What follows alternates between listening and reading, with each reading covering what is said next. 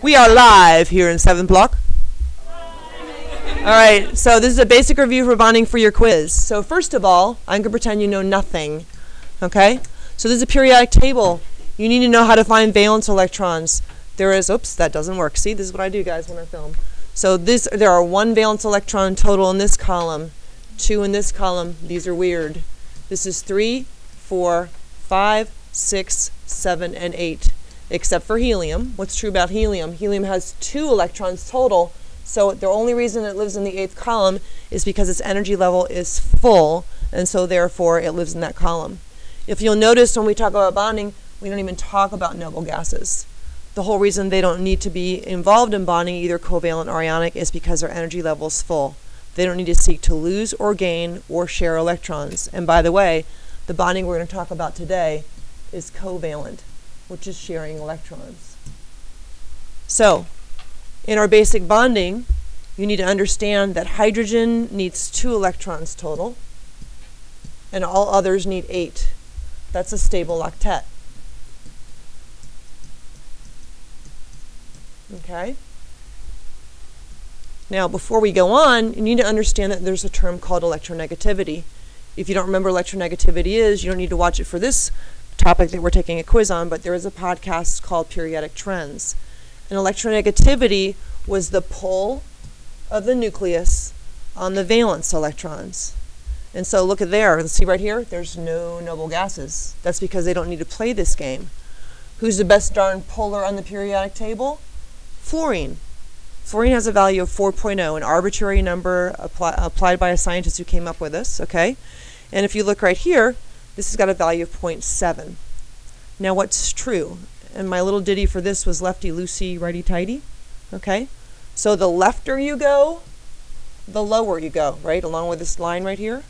And the lower you go, even lower you are.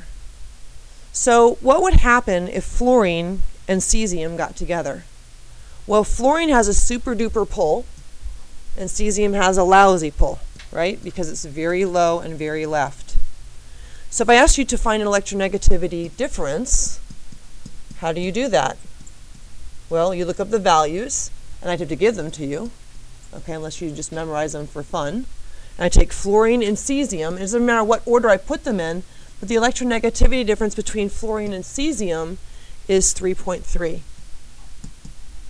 All right, now, that falls, I'm going to erase this for a second. That falls on a number line of bonding where a difference of 0.4, and some books say 0.5, 0.7, and 1.7, those are marks that delineate differences in electronegativity. We just subtracted and found there was a value of 3.3. That makes it fall above 1.7, and that makes it an ionic bond. That's all I'm going to ask you on the quiz about. What's an ionic bond and what's a covalent bond as far as ionic goes. And look at that, it's far apart. And even if you don't have electronegativity values, this is so far apart, it's going to have a big electronegativity difference, and you have ionic bonds, and there's the bell. All right, so here you go. See, this is my podcast character, right? So if you have cesium, what's going to happen with cesium? Doesn't it lose an electron? And so it becomes charged positive, and it loses 1 because it's in the first column. And fluorine gains 1. Remember, there's the noble gases right here. Okay, so that's a positive and a negative, and if you have a positive and a negative charged particles, you're going to have an ionic bond. Okay? Now, what would happen if I have H2? Well, look at here. Hydrogen is in this column. How come? Because it has 1 valence electron. But electronegativity-wise, it doesn't belong here. Look, these are 1, 1.6, 0.9. Hydrogen should be moved over here in terms of bonding. So whenever you bond, you say, hey, hydrogen, I should live right here. It's a value of 2.1. So what's the electronegativity difference of hydrogen? Well, if you have a hydrogen and a hydrogen, okay, we'll learn how to draw this bond in a second if you don't remember. What's 2.1 minus 2.1? Okay, it's 0. So guess what? It falls in this range. So this is covalent. Anything that's this close together, electronegativity-wise, is covalent. And by the way, there's that dividing line, right, between the metals and the nonmetals. So it's really anything that's in this area right here. that's covalent, okay? And so this is covalent, and we'll talk about polarity later, but this is covalent. All right? What would HF be? Well, you look up your values for H and for F. And H is 2.1 and fluorine's 4.0. And when you subtract, the value falls right in here. And so it's still covalent. This area is going to be nonpolar, and we'll talk about why later. And this is going to be polar. Okay, and in this area, you're going to draw something called a dipole with an arrow. And again, I'll come back to that later. So that's how you determine what kind of bond you have. Okay, but for the first part, we're going to talk about drawing. Okay, so real quick again, basic bonding, hydrogens need 2, and all others need 8. These are exceptions, and we'll come back to that toward the end of the podcast. Okay? For your quiz, you just need to know these facts, and I'll draw these too, but you don't need to know this for your quiz. So hydrogen. And by the way, you need a periodic table. Do you guys have periodic tables to look at? They're all around the room. Okay? And I'm going to draw hydrogen. Hydrogen, put your hand on your hip, or ein, if it ends in gen or an, right? Genuine, that's got a 2, it's diatomic. Or you can remember Brinkelhoff. But that's how I know this little 2's right here. Okay, so on the periodic table, if you look, and I'll flip back for just a second here. Okay, if I look at the periodic table, where's hydrogen live? Oh, look, it's in the first column. Now, some of you may say, well, why isn't it over here above boron? You can't really see that with the black there, but if you look at that, that's only there in terms of bonding. That's why I know it's covalent, because it's in this area. But for valence electrons, I look in this column. So hydrogen has 1 valence electron, but there's 2 of them. So my first step is 1 plus 1 equals 2. And if you need this in a slower format, or if you want it so there's PowerPoint that's kind of nice background and all typed up with directions, you can go back to ionic and covalent bonding, and that's on a podcast and takes you through the same stuff. So I add up my valence electrons. 1 plus 1 equals 2. My next step is to take each of my elements. How many elements do you have? Just hydrogen, but you have 2 of them. So you draw both H's and connect them with a line. That line represents 2 electrons. Okay? Now, in some books or some places on the internet, you can see them drawn like this, or like this. It doesn't matter. They're all the same. I like drawing with a line because a line in my mind with you is going to represent a shared pair. Anything that has dots is not going to represent a shared pair. So do you see why a kid can confuse these? Okay, even though they're between, they may call those a lone pair. They're not a lone pair though, those are shared because they're between 2 elements. All right, so let's talk about hydrogen. How many valence electrons did I have to draw? 2. Am I done drawing them? Yes, I am. Why? Because 2 electrons represented by a line. And so if I look, now my job is to say, is it stable? How many did hydrogen need? It needed 2. Does that hydrogen have 2? Yep. Does that hydrogen have 2? Yep. And why am I double counting it? Well, if this is you and me, and we have 1 pen, and we share it, there's still 1 pen. I have a pen, you have a pen. We're both happy. All right? So is it stable? It is. What's its shape? It's a line. Of course, if we're scientists, we can't call it a line. We have to call it linear. It's a 180-degree angle. That's not hard. Okay? We'll come back later and talk about if it's polar or not. So hydrogen is a line. It's linear. It's 180 degrees. Let's do bromine. Bromine, genuine, is Br2. It's diatomic.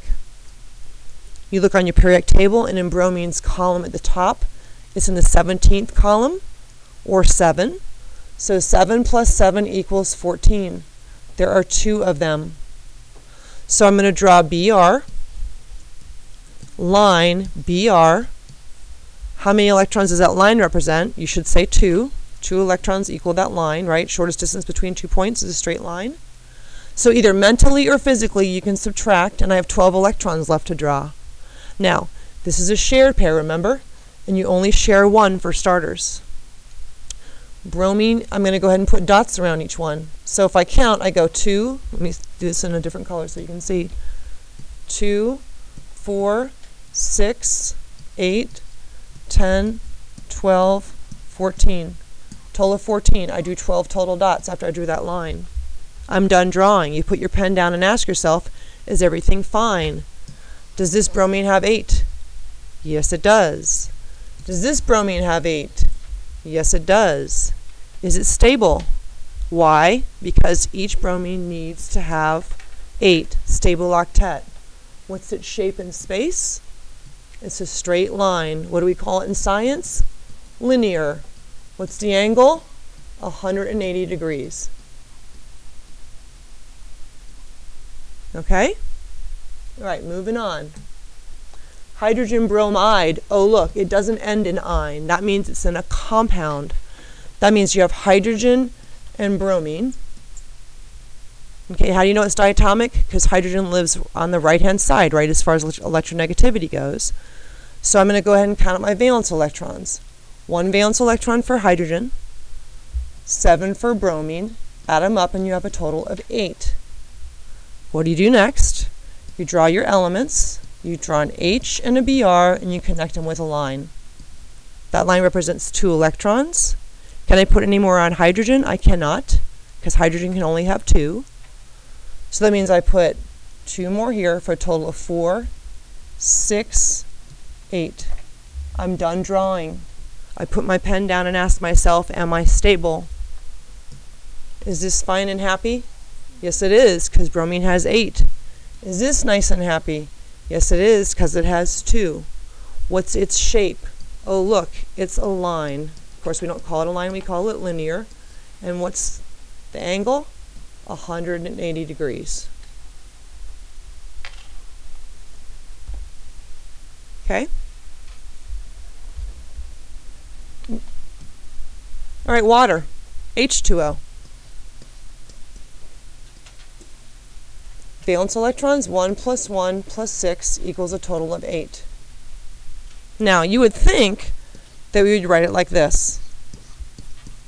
And someone out there will. Don't do that. How come? What's wrong with this? Oh, look, that hydrogen has 4. Not possible. Okay?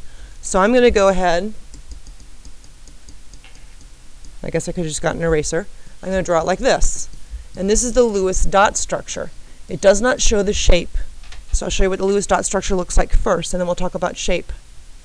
So that's 2 and 2 is 4. I can't put any more in the hydrogen, so I'm going to put on the oxygen. And now the oxygen has a total of 8 electrons that I've drawn. Is hydrogen fine? Yes, it is. Okay. Is this hydrogen fine? Yes, it is. Is this oxygen fine? Yes, it is. So everyone's stable, except it doesn't show the shape. So let's look at the shape. Okay? So if you look at this right here, I know it's small, I can't make it bigger, sorry, but if you look, this is what water actually looks like. So look at the lone pairs and the shared pairs. And that dark purple line and the dotted line, all that means is one is coming out at the board at you and one's going back in the paper. I don't expect you to draw it like that, okay? But if you look at that, it's got a 104.5 angle, something fun for you to remember. And it actually is shaped like this. Okay? Why? Because these lone pairs actually repel each other. They push down on these bonds like this, and they push away from each other. So they hate each other, and so they form a shape that's called bent. It's just like you took a straight line and you bent it. So whenever you see lone pairs on a middle guy, you know, 2 of them, you know it's bent. And you know that the angle is 104.5, and that's why it looks the way it does. So there's a Lewis dot structure, which shows me what the electrons are arranged like, and then there's a shape. Okay? All right, let's draw ammonia. Ammonia is NH3. Ammonia has 5 valence electrons for nitrogen, and 1 plus 1 plus 1 for hydrogen, total of 8. This guy is usually the guy in the middle. In water's case, that was not the case because hydrogen was first. But I'm going to go ahead and draw this like this. And I could just as easily draw it like this if I wanted to. Doesn't really matter. Molecules move around. And we're going to put at the end of each line H, H, H. So any way you draw it is fine like this. Of course, remember, this doesn't show its shape. This is just a Lewis dot structure. That's 2, 4, 6 electrons. How many total electrons do I have? 8. So I need to put 2 dots here. Now, is everyone happy? That's fine, that's fine, that's fine, and so is the nitrogen, isn't it? Everyone's stable, okay? But the problem is this lone pair here pushes down on everybody. It says, I don't like you, get away from me.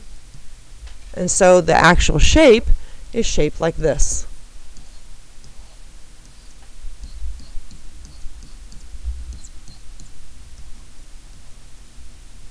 Okay? That's a big lone pair. You don't have to draw that blob, but that's what it looks like. And what's its shape? Well, if you look, if you join these like this with a string, you'd have a triangle, wouldn't you? All right? And if you looked at the top part like this, you'd have a pyramid. So, of course, we can't call it triangle pyramid. It's trigonal pyramidal. That's its shape. Okay? So any compound that has 1 lone pair and 3 lines like that is going to be trigonal pyramidal. And let's look and see what the angle is. Okay? There's all kinds of these charts all over the internet if you want to look at them. There's actually molecules you can grab on and turn around. So if you look at ammonia, I can't annotate it, sorry, but if you look at ammonia right there, it's not bent as much. Why isn't it bent as much? Because the water has 2 lone pairs for 104.5, and ammonia has a 107 angle. Okay, it's not bent as much because there's only 1 lone pair pushing, and so the angle is actually less that's keeping it apart. All right, moving on. Carbon tetrachloride. Okay, so this is CCl4. I've got 4 valence electrons for carbon, 7 times 4, because each chlorine has 7, times 4 is 28, so it's a total of 32 valence electrons I have to draw. There's my middle band. I have carbon in the middle, chlorine like this. Remember, I'm not drawing a shape right now, I'm just drawing what it looks like on paper, called a Lewis dot structure. How many electrons is that total? 2, 4, 6, 8. I need to draw 32. So I'm going to go ahead and draw electrons like this.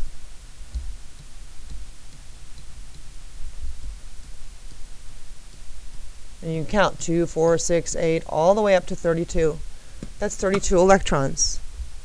So if you count, what's true about each one of these? They're all stable, aren't they? Stable, stable, stable, stable. What about the carbon in the middle? It's stable also, isn't it? Okay. And this, if you draw it like this, looks like the top of a cross. Where do you find a cross? On a cathedral. So what's the name of this? Oh, looky. Tetrahedral, like a cathedral. Of course, it doesn't actually look like this. It looks like this. With the carbon in the middle and the chlorines here with dots around them. Okay, so let me show you that. So you get a picture. And again, sorry it's small. And this is methane, but it's the same difference. It's 109.5. And so the angles you have to remember, 180 for linear, 104.5 for water that's spent, 107 for ammonia, and 109.5, which is for methane or for anything else that's tetrahedral. Okay? Right now, let's talk about polarity. So remember electronegativity values? This hydrogen gets moved over here. Right? And we had a number line, didn't we, before? We had a number line that went from 0. 1.7 was the delineation point, and we don't care about that because that's ionic. That's a really big difference.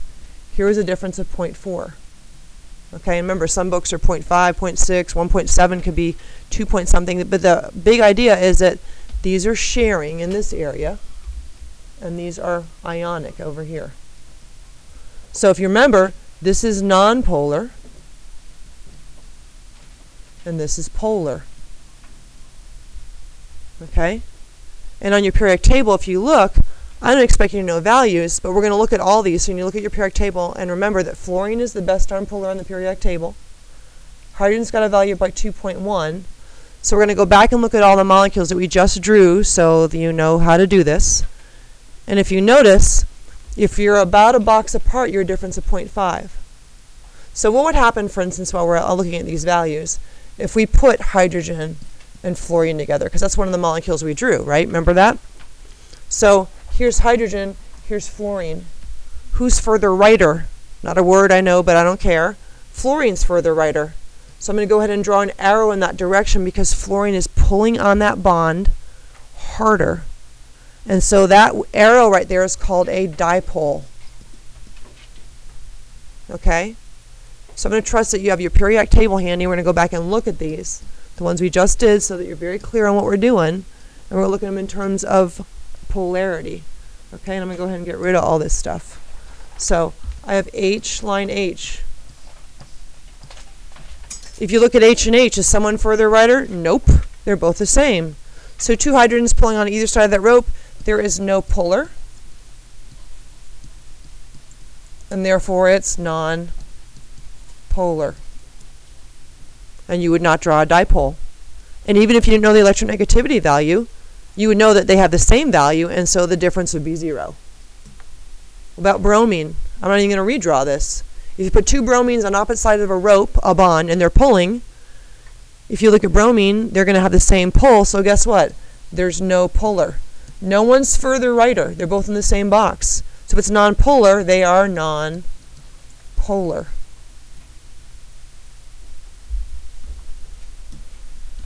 But hydrogen and bromide.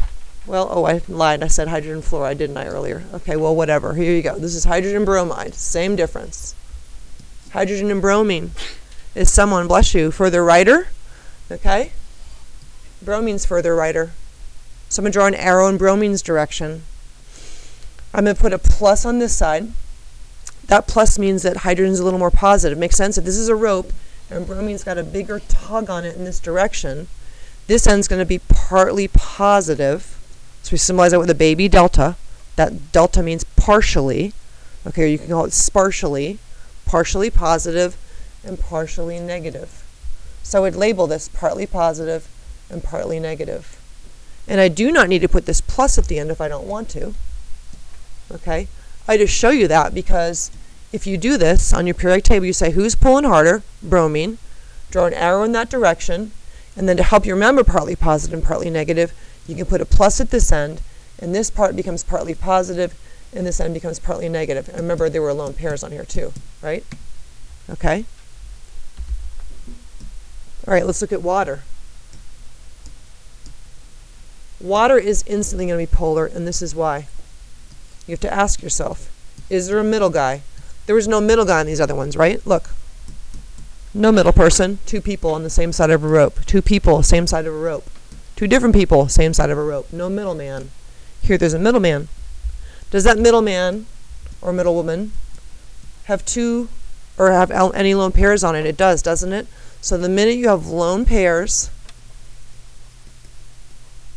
on a middle element in a molecule, it is instantly polar because it's not symmetrical. In other words, if I slice and dice this in this direction, it would be symmetrical. Oh, that didn't work.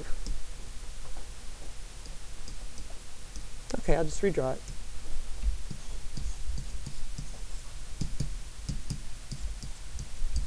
But does this work? If you slice and dice it that way, it does not, does it? Okay? There you go. All right, so if you look on your periodic table, who's further righter in the oxygen and hydrogen bond? Oxygen is. So I'm going to draw a dipole in that direction, making this partly positive. Remember, if you want to put that plus there, you can. And partly negative.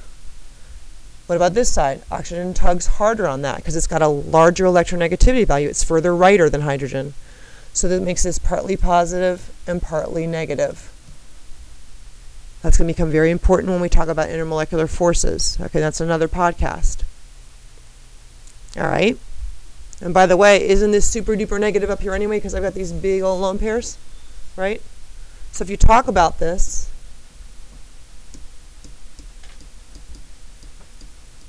come on. In terms of partly negative, it's just this end of this dipole is partly negative, partly positive. This is actually super negative up here. Okay? All right, and it falls on that. This is now a polar covalent molecule because there's a polar.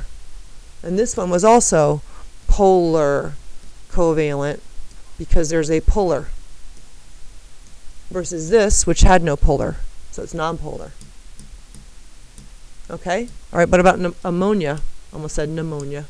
All right, how about ammonia? NH3. Is there a middle guy? Yes, there is. Does it have a lone pair? Or middle girl, sorry. Okay? It has a lone pair, so you know instantly it's going to be polar. It is not symmetrical. Let's look and see if we can draw dipoles. Nitrogen is further righter than hydrogen. Dipole in this direction, dipole in this direction, dipole in this direction. So when you get to college, maybe not necessarily for me, you would draw an overall dipole this way, wouldn't you? How come? All these dipoles are pointing up. Plus there's a big lone pair up here, so there's a big negative blob up there. And so the negative pole is in that direction. But if you were to assign partly positives and negatives to each dipole, this would be partly positive, partly negative end. Partly positive, partly negative end. Oh my gosh, look how messy this looks, right? Partly positive, partly negative end. It's a polar molecule. Last example, CCl4. And I'm drawing this without the shape. You can draw it with the shape if you want to. But if someone asks you for a Lewis dot model, there is no shape. You just draw it like this. Okay? So let's look and see. Who's further righter, carbon or chlorine? Chlorine is. Who's further righter, carbon or chlorine? Chlorine, chlorine, and chlorine. So what's true? The molecule's being pulled in this direction, but someone's pulling with the same force in the opposite direction. So those dipoles cancel. What about this? Chlorine's got a pull, whatever the electronegativity difference is, but in the opposite direction, there's another pull right back. So are there dipoles? Yes, there are dipoles. But what do? They cancel out. And so the fancy dancy word here is no overall net dipole moment. And it's called a dipole moment, folks, because when you think about this, this is a tug of war. Chlorine's winning, but carbon pulls back. Chlorine's winning, but carbon pulls back. So there's actually a movement here. That's what they call it, a moment. Okay? And if you don't remember how to say no overall net dipole moment, you can say no overall dipole. And so in other words, this whole molecule is non-polar. So are there instances where molecules can have dipoles and be non-polar? Yep, and here's your example. Okay, now, parent structure and molecular structure. Let's go with this. Okay, and we'll just draw this right here. That's methane, tetrahedral. This is ammonia. It's not any harder on the quiz than this, folks. Okay, seriously. It's just to see if you know what you know. These all have the parent structure of tetrahedral. Why?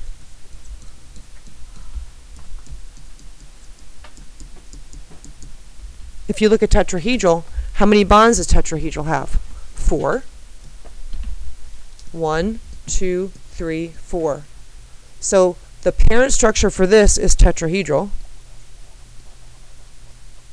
It also happens to be the molecular structure for it. So molecular structure tells you how it's shaped, and the parent structure tells you where it came from or what it could be if you added something else to it. So look at ammonia. What is that? It's trigonal pyramidal, right? That's its molecular shape. What's its parent shape? Well, looky here. Couldn't something else come in and bond right there and form a bond, right? Hydrogen can come in there and form NH4+. It could.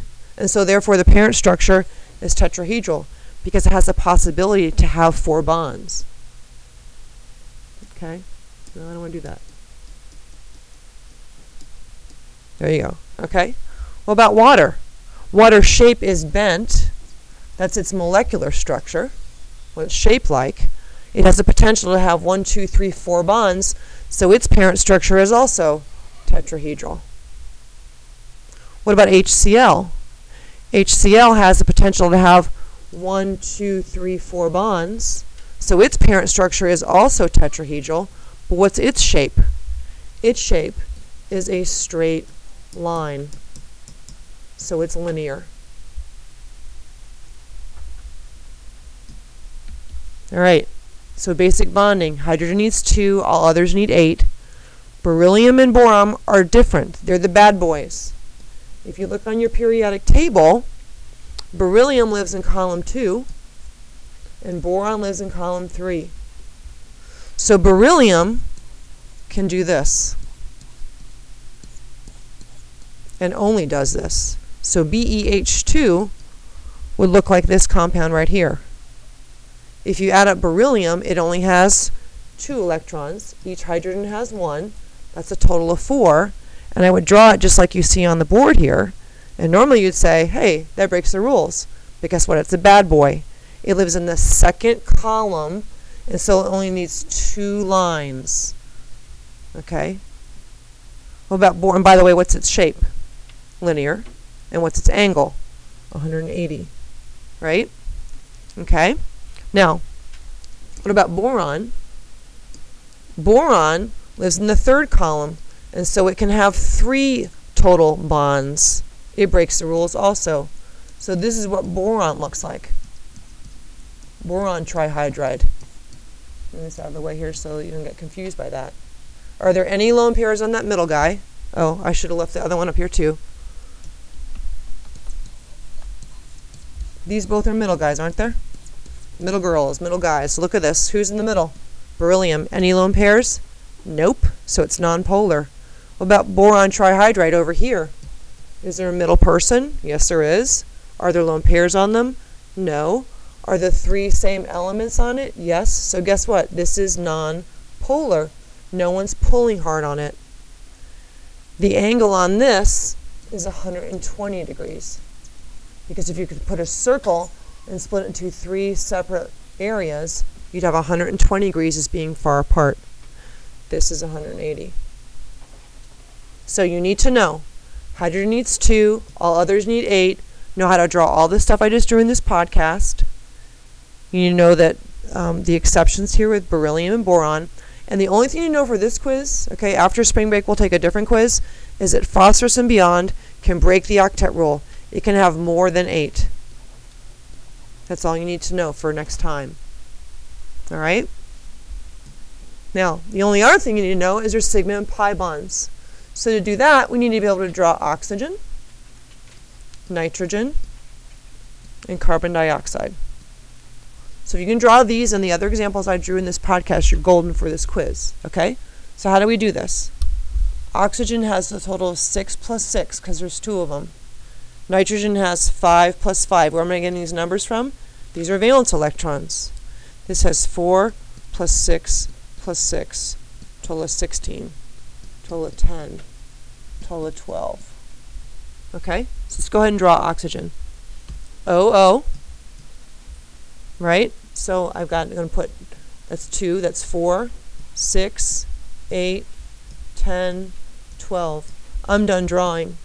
I can't draw more, but I have a problem.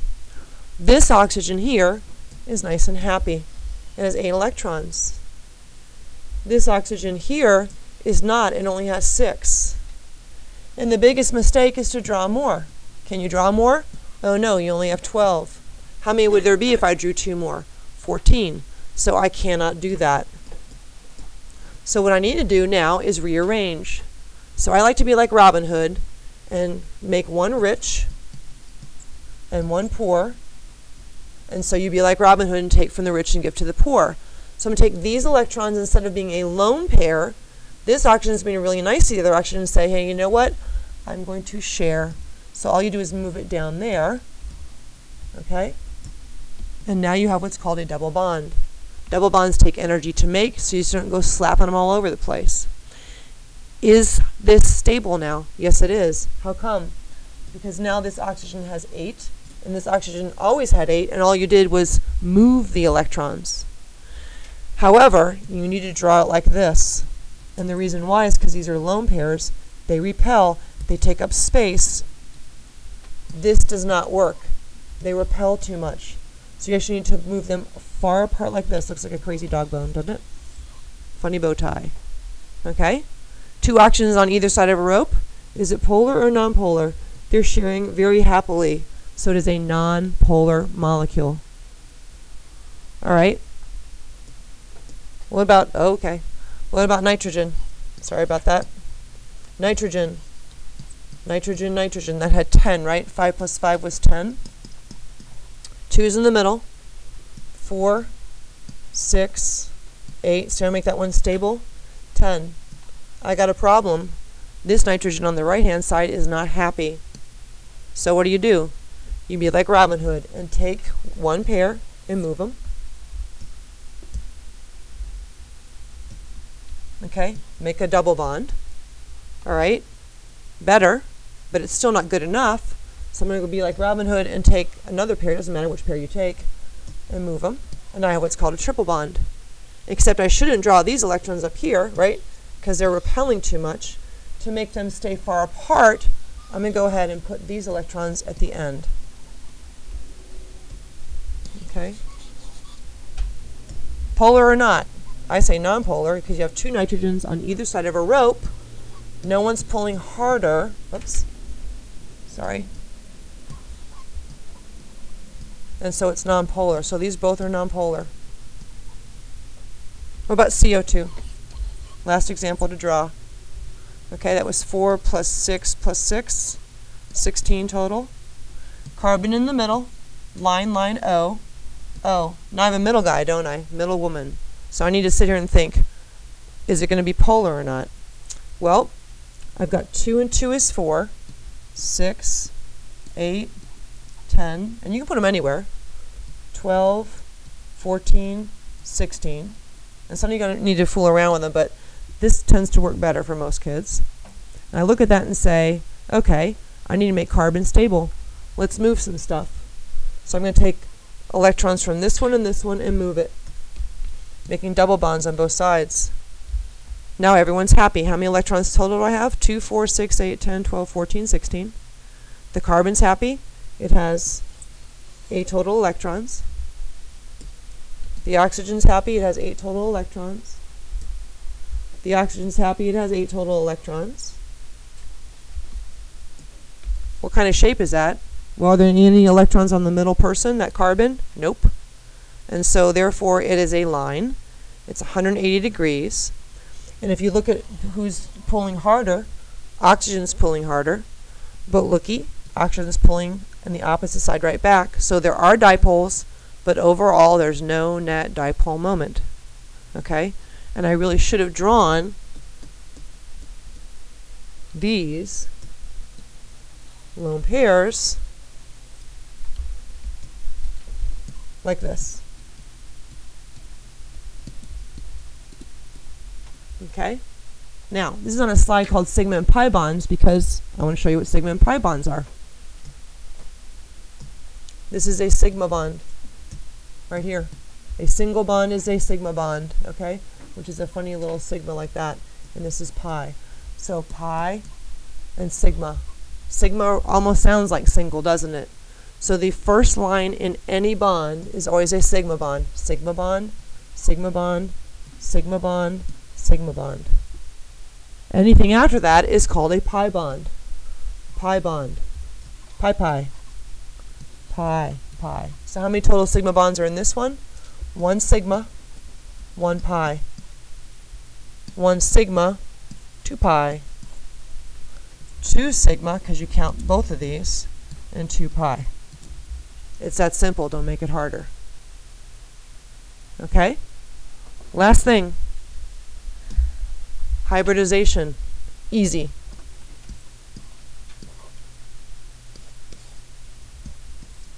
Okay? You're going to go off the pattern of SP. You're going to look at lines only, and if they're double lines, they're going to be well, you'll see, okay? This is one line and this is the other. So I'm going to call this SP hybridization. What would happen if I added another line? Like if I did this. Guess what? There's still an S and still a P, just a stronger line. That's still SP hybridization. What's this one?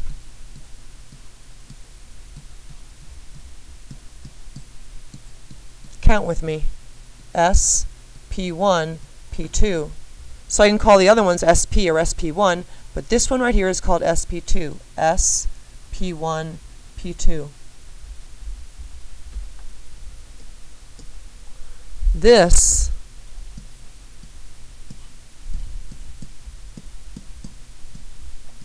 is also S, P1, P2. How come?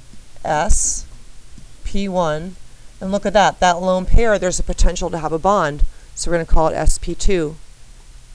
What would this be? S, P1, P2, still. What's this? S, P1, P2, P3. What would this be? Count with me.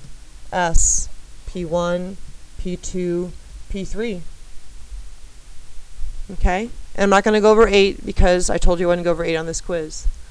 That's it.